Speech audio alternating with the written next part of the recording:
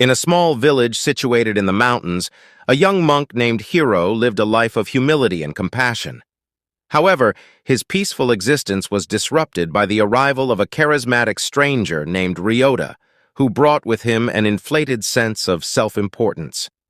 As their paths crossed, Hiro learned valuable lessons about the danger of ego and the power of humility. Before we dive into the story, if you find value in these teachings, please subscribe to our channel for more Zen stories, wisdom, and inspiration. Your support helps us create more content to spread love and kindness. Thank you. Hiro was a young monk who lived in a small village surrounded by lush green forests and winding rivers. He spent his days meditating, studying, and helping the villagers with their daily tasks. Hiro was a kind and compassionate soul, loved by all who knew him. One day, a stranger named Ryota arrived in the village.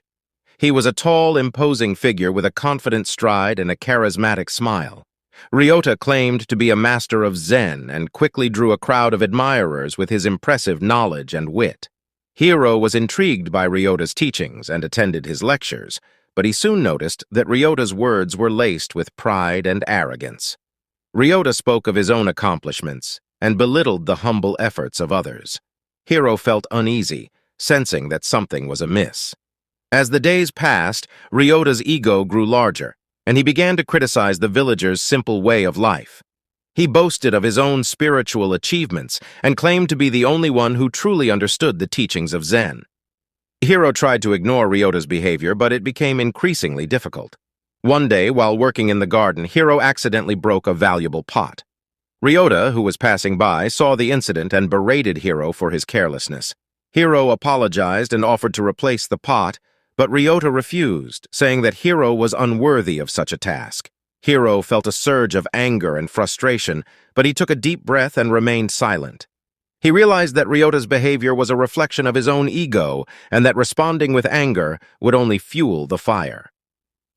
That night, Hiro decided to confront Ryota in a peaceful manner.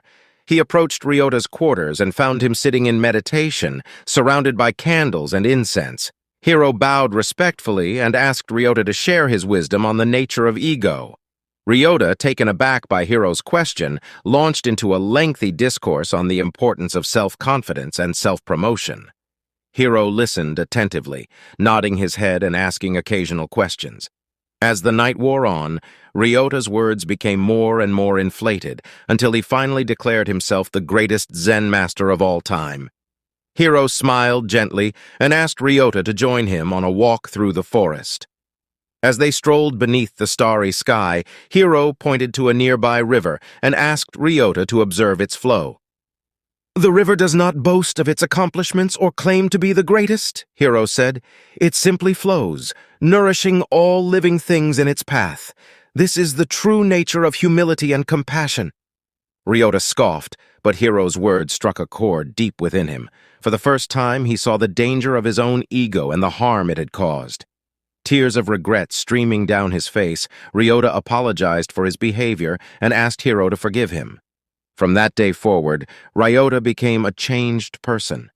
He humbled himself and learned to appreciate the simple beauty of life. He and Hiro became close friends, walking the path of Zen together and sharing their wisdom with all who sought it. The story of Hiro and Ryota teaches us about the danger of ego and the power of humility. Ego is like a stormy sea, turbulent and unpredictable, while humility is like a calm river, flowing smoothly and nourishing all living things. Remember, true wisdom and strength come not from boasting of our accomplishments, but from embracing our imperfections and helping others. Let us strive to be like Hiro, who showed compassion and kindness to all, even in the face of adversity.